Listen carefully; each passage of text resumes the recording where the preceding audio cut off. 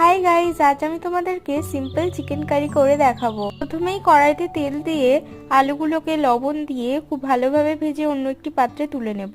এবার সেই তেলেই শুকনো লঙ্কা, তেজপাতা ও জিরে ফোড়ন দিয়ে পেঁয়াজগুলোকে লবণ হলুদ দিয়ে ভেজে নিয়ে অ্যাড করব রসুন ও টমেটো। সবগুলো খুব ভালোভাবে ভেজে নিয়ে অ্যাড করব চিকেনগুলো।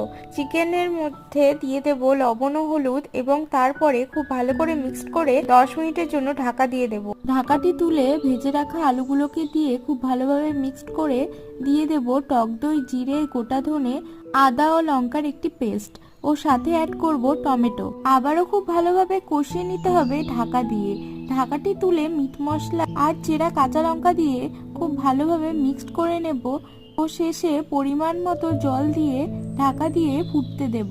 সব শেষে পরিমাণ মতো লবণ ও গরম মশলা অ্যাড করলেই ready simple chicken curry recipe. ভালো লাগলে অবশ্যই লাইক করুন।